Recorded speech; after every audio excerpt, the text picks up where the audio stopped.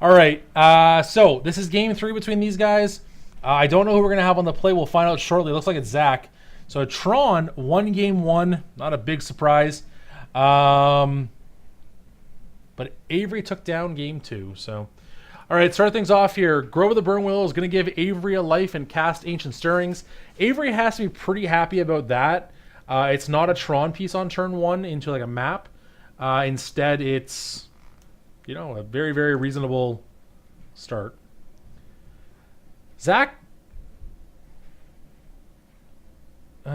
had Tron pieces. He's got, let's see, he's got Power Plant, 2 Mines, a Ghost Quarter, and I think a World Breaker. So he was looking for a tower. Other Stirrings is good, though. We're going to stir. Avery at 22 now. Relic's good in this matchup, too. He found tower, though. Ooh. Yeah, Avery's like, okay, yeah, you got that one. Let's see how this goes. Now Avery is racing Tron. That never feels good. That just never feels good. When you know your opponent has Tron and you're just drawing and hoping you don't die. There's the second Tron piece. Zach next turn is going to have a World Breaker. Yeah, this is fun magic for Avery.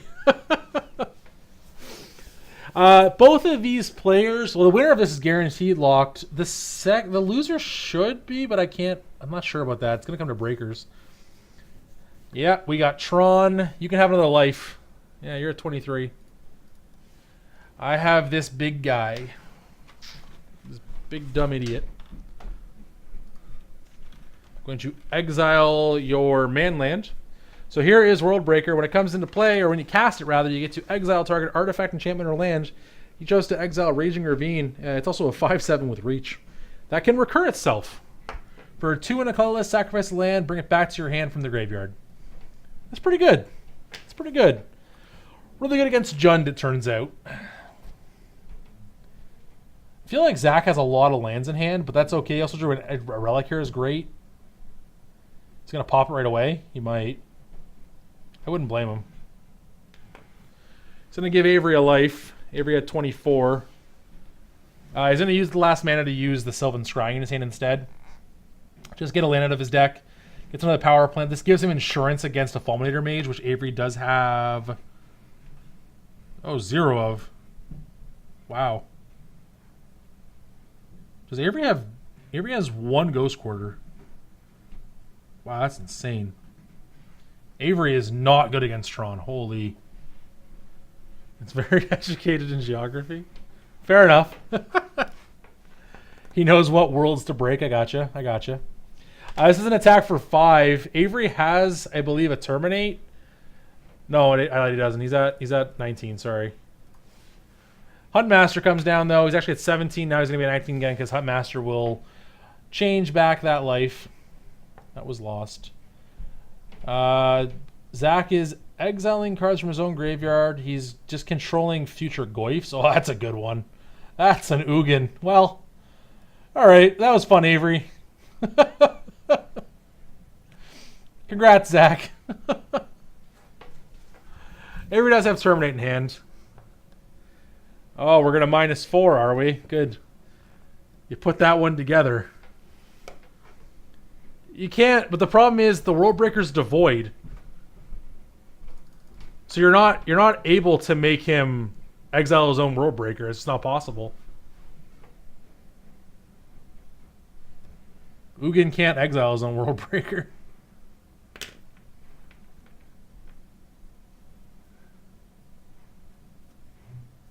That's fair. That's fair. Okay. All right. Terminate what? The World Breaker? Oh, I get what you're saying. Sure. Yeah, Avery could be waiting for that. That's possible. Yeah, Avery could be waiting on that. So this is going to be Lost Legacy. This is out of his sideboard. It's not a card that you see very often in Modern. He gets to name a non-land Narn artifact card, and he gets to exile all copies from Zach's hand, graveyard, and library. His choice was Ulamog the Ceaseless Hunger. Zach That is a 2 of. So one more to find. There's another Ugin. That's good to know about. Yeah, that deck's called Eternal Scourge, right? That's your only thing you're ever naming? Or I guess Mist Hollow Griffin. Alright. Ulamog's are gone. Sure. That was a standard interaction for quite a while there. Plump Jumper Plumper. Thank you for the follow, man. I appreciate that. I will send you a 10% off discount code to top8gaming.com. Welcome to the channel. Plump Jumper Plumper Jumper or something like that. All right, Ancient Stirrings again. Avery gained a life for that, which Zach is fine with.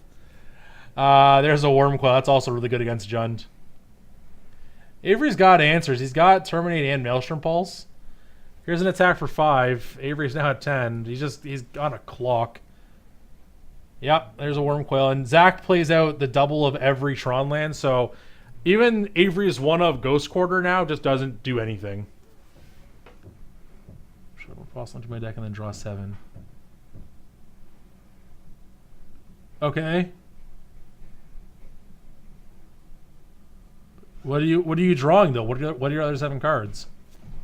Like, you have to have lands in there is the problem, right? So, like, you're just gonna whiff sometimes on lands?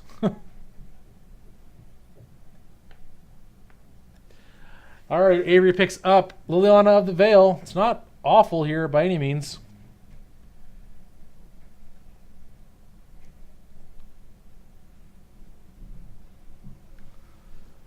That's fair. You did say the word terrible.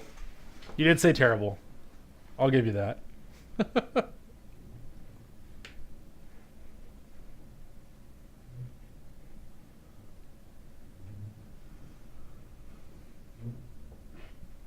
Okay, terminate your Wormcoil engine, and then repulsing away tokens. I like it. Yeah, we'll pulse away tokens. That's going to leave Zach with a 5-4. Or, sorry, a 5-7, leaving Avery at 4. Here is Zach activating Relic, targeting Avery. He's just going to say, I'll just sacrifice this entirely. So, Zach, if he did have, like, Terminate on his radar to deal with Worldbreaker in response to Relic activation, he played around it well to avoid that. Zach's hand isn't anything exciting right now, but it also doesn't need to be. Avery draws Dark Confidant. That's not the friendliest card when you're at 4 life. Liliana will get to Edict away this Worldbreaker, which Zach will just buy back.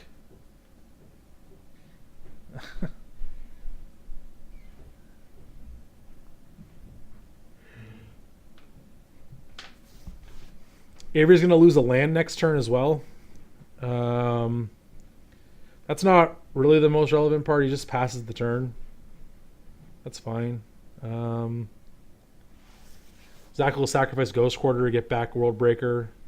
Picks up Chromatic Star. It's going to give Avery a life, which 5 and 4 is no difference with a Worldbreaker in play. Exile, probably one of the green sources. He has less green sources than he does red sources right now, so. Yep, Overgrown Tomb gone. Chromatic Star, sacrificed. Picks up another mine. Zach is destroying all his lands, but he found 1 threat. That's all that matters. Tron only ever needs 1 threat sometimes, and he found a really good one with Worldbreaker being recurable. A continuous threat.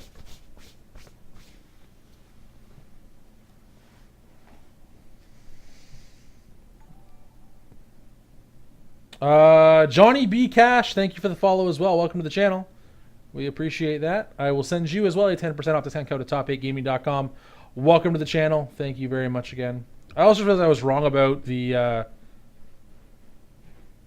one of the X2s wouldn't make it because there's at least 1 extra 9-pointer. Oops. Alright, Liliana discards. Yeah, Abrupt Decay is not good. Dark Confidant's a chump blocker. That's what that is.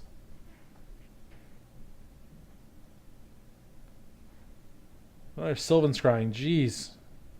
No, it's Spellkit, sorry. That's good. That absorbs Liliana's ability.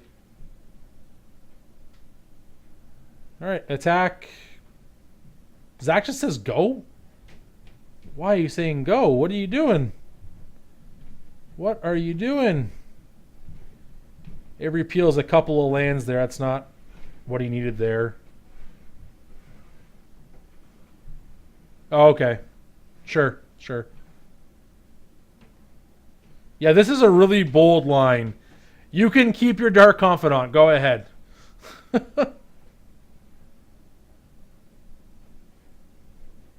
Like, just get rid of that. Oh, man. Come on, Zach. Close this game out. Okay, another star. Cast, sack, pick up, star, cast, sack, pick up Ugin. Well, there we go. He knew he had it. He just knew he had lethal. He didn't need to do it with the World Breaker. He's like, yeah, I've got this. I don't even need to get rid of Dark Confidant. You can have Dark Confidant. I'm just going to -3 and get rid of your board. It's only bold if you don't know that Ugin's coming.